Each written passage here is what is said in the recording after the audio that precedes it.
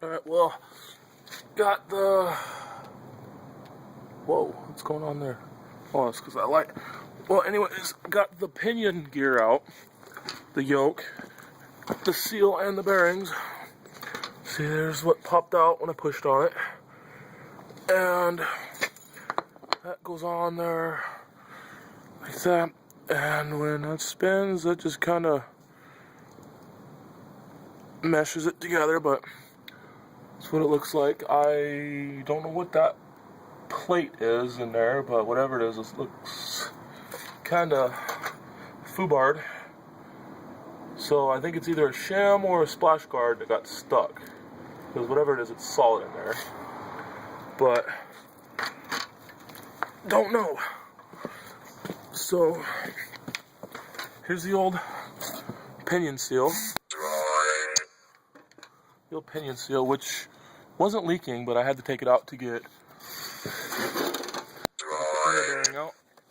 But let me show you guys all these shims. This big guy right here, that's just a splash guard, so he don't matter.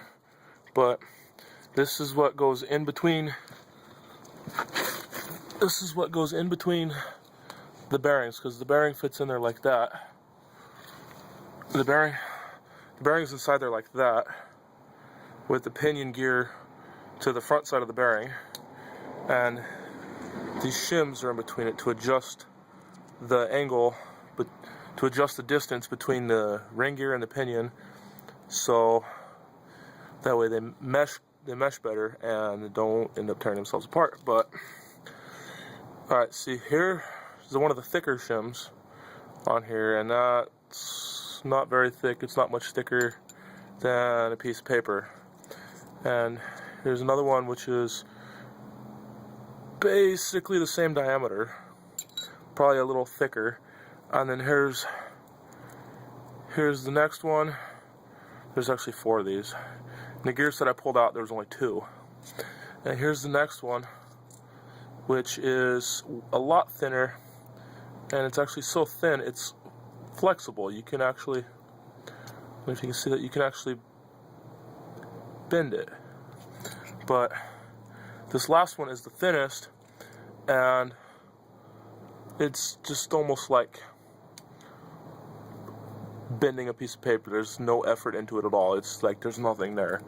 But those are those 4 shims, and I'm going to save those and possibly reuse those if I have to realign my gears, realign my pinion. But I only have, actually I didn't get shims out of the front for the carrier, just for the pinion. So I'm assuming if all well and ends well, I will just have to use the shims that came with the gear set when I bought them.